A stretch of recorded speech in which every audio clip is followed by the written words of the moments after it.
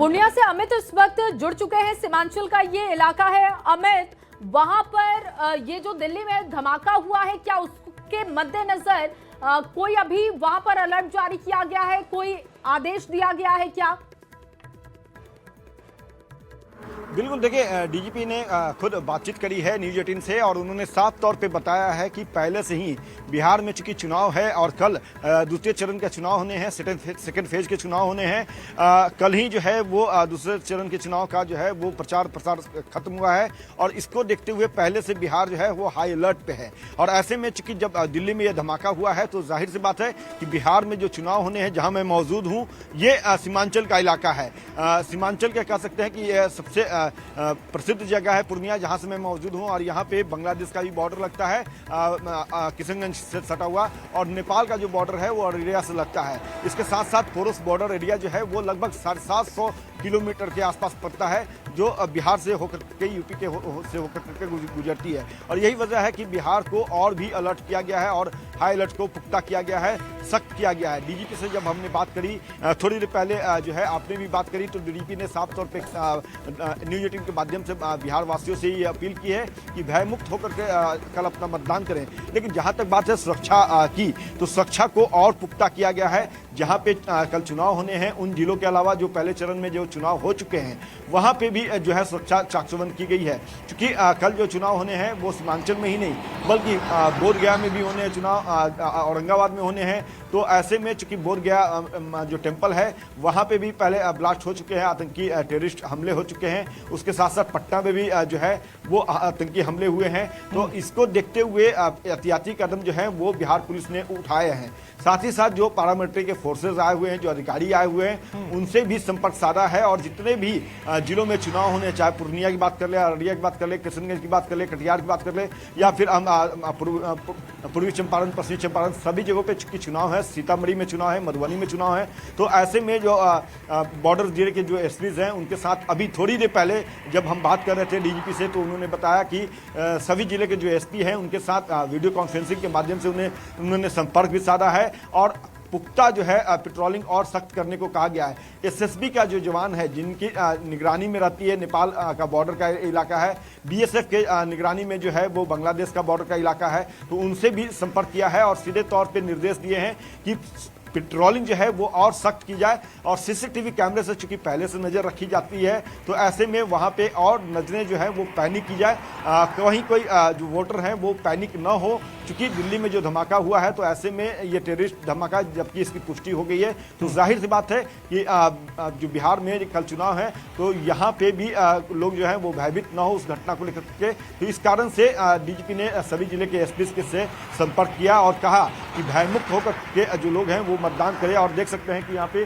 Police की जो patrolling है वो और सख्त कर दी गई है। लगातार जो पुलिस की जो पेट्रोलिंग वैन है वो मूव कर रही है। जगह जगह जो है जांच जो है वो तेज कर दी गई है। जब हम पटना से यहाँ आ रहे थे तो राह में कई जगह पे जो है वो फिक्सिंग की गई थी। लेकिन जब धमाके की खबर आई है तो उसके बाद चाहे पूर्णिया पुलिस की बात कर ले, किशनगंज पुलिस की बात कर ले, अररिया या जितने भी जो सीमांचल के इलाके हैं या जहाँ कल मतदान होने हैं, स्पेशल सेल के अधिकारी पहुंचे हैं। यहाँ पर आसपास में जितने भी सीसीटीवी कैमरे हैं, यानी कि ठीक पीछे वाला इलाका जो रास्ता है, वहाँ का जो तमाम सीसीटीवी कैमरे हैं, वहाँ उसको खंगालने का काम चल रहा है। अलग अलग टीम का गठन किया गया है, अलग अलग टीम को अलग अलग जिम्मेवारियां मिली हैं और वो तमाम जो टीम है अलग अलग तरीके से इस मामले की इन्वेस्टिगेशन कर रही है।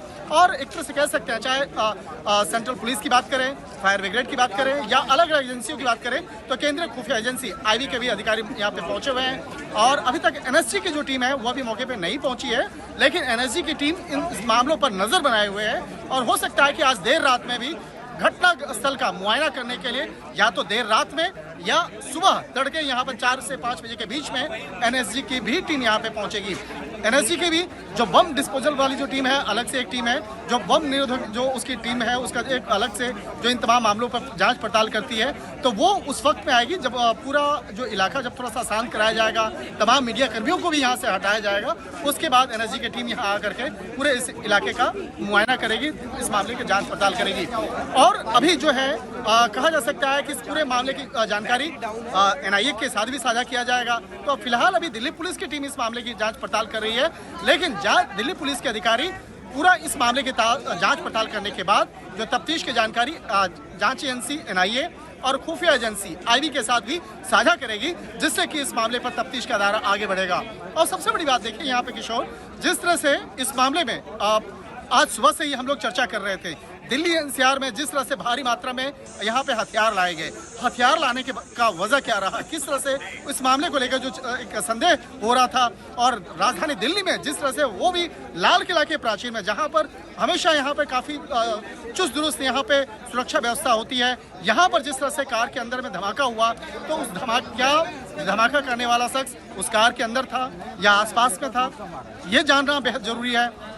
और जिस तरह से अभी दिल्ली पुलिस के द्वारा एक जानकारी साझा की गई है कि कार बेहद स्लो मूवमेंट था, माने कि धीरे धीरे वो कार आगे बढ़ रही थी, तो क्या धमाका करने वाला शख्स उसी कार में था या उसके साथ में था? तो ये जो मामला है, निश्चित तौर पे इस मामले पर जैसे जैसे तफ्तीश का दायरा आगे बढ़ेगा, कई महत्वपूर्ण जानकारी निकल के सामने आएंगी और कहा जा सकता है कि आने वाले दिनों में इस मामले पे कई बड़े खुलासे देखने को मिल सकता है। लेकिन अभी सबसे शुरुआती तौर पर इस मामले पर दिल्ली पुलिस की टीम तफ्तीश कर रही है और दिल्ली पुलिस इस मामले की तफ्तीश की रिपोर्ट जांच एजेंसी NIA के साथ भी साझा करेगी। और जो NSG की टीम है, NSG की टीम देर रात में या सुबह में यहाँ पहुँच सकती है। जी किशोर, दिखाइए जरा मंदिर दिखाइए आप। ये मंदिर NSG की टीम देर रात तक वहां पर पहुंच सकती है। इसी बीच एक बड़ी खबर आ रही है, स्टिकी बम से धमाके की आशंका जाहिर की जा रही है। स्टिकी बम यानी कि एक छोटा सा वो बम होता है जिसको किसी गाड़ी पर चिपकाकर या तो टाइमर से या फिर रिमोट से उसको ब्लास्ट किया जा सकता है। बिहार में भी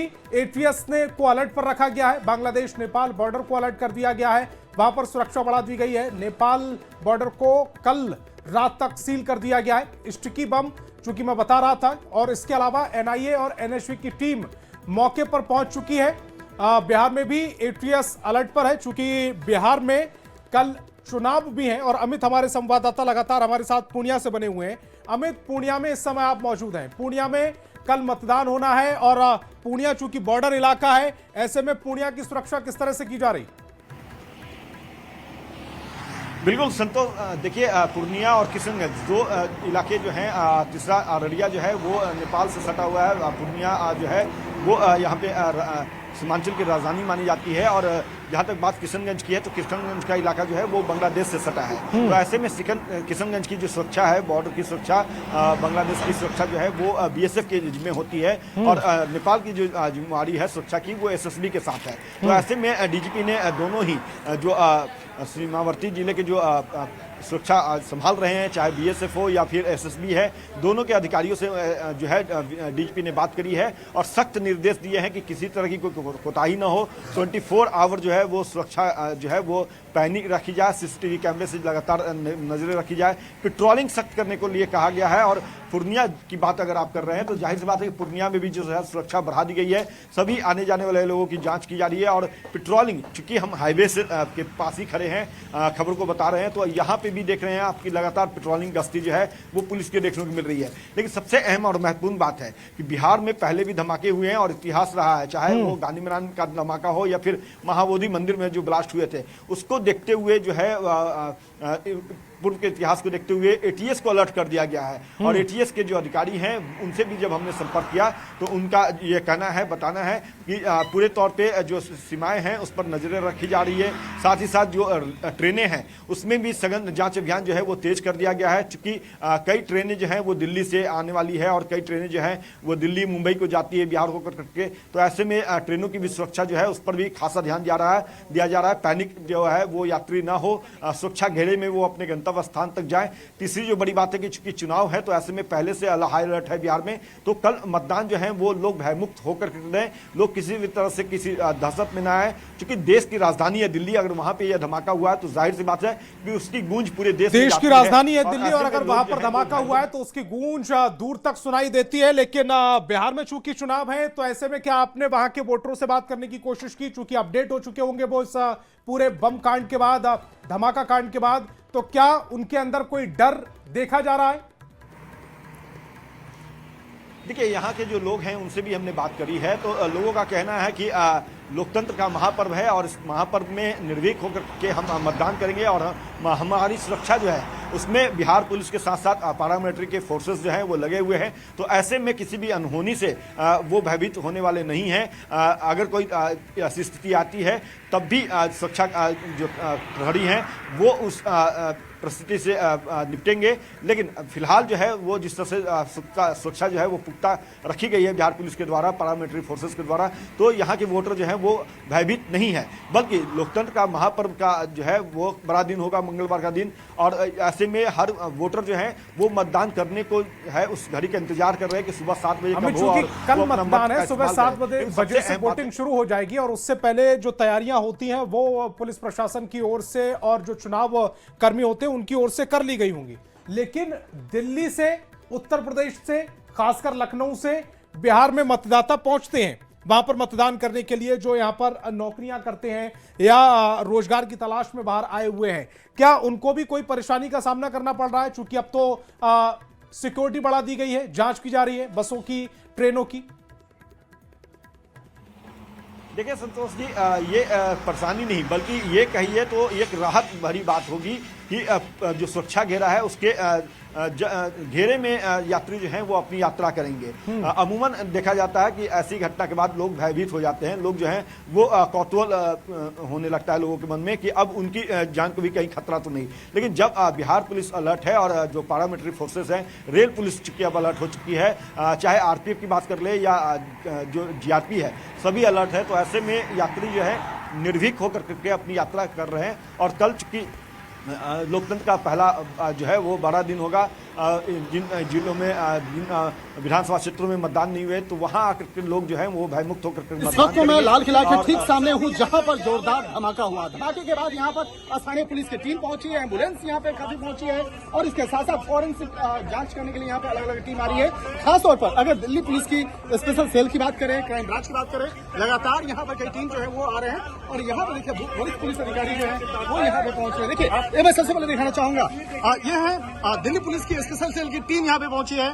स्पेशल सेल के एडिशनल सीपी प्रमोद कुशवाहा जी वो पहुंचे हैं और स्पेशल सेल की ये टीम यहाँ पे पहुंची है। और विशेष तौर पर यहाँ पे देखा जा सकता है ये घटना स्थल पर ये एम्बुलेंस यहाँ से जाता हुआ और यहाँ पे लगातार यहाँ पे वरिष्ठ अधिकारी जो हैं वो यहाँ पे पहुंचे हैं, जो मौके का मुआयना कर रहे हैं। समझ लीजिए बहुत तेज धमाका, इतना तेज धमाका कभी नहीं देखा। हम तो यहाँ से पीछे की तरफ से तो धमाका देख के सुन के मतलब इधर की तरफ आए तो बॉडी के पार्ट्स कोई इधर पड़े हुए कोई इधर पड़े हुए, मतलब बहुत ज्यादा बॉडी के पार्ट्स यहाँ पे पड़े हुए थे। स्पेशल सेल के जो अधिकारी हैं वो पहुंचे हैं, स्पेशल सेल के जो वरिष्ठ अधिकारी हैं प्रमोद कुशवाहा वो खुद मौके पर पहुंचे हैं और उन तमाम मामलों पर विस्तार से तफ्तीश की जा रही है। और देखना लाजमी होगा कि जिस तरह से यह हादसा और जिस तरह से कहा जा सकता है एक संदिग्ध गतिविधियां हुई है, जिस तरह से विस्फोट हुआ है, जिस तरह से गाड़ियों में आग लगी है, ये मसला अपने आप में कई तरह के सवाल खड़े करते हैं। अब देखना लाजमी होगा कि किस तरह से ये पूरे इस मामले को अंजाम दिया। क्या हुआ?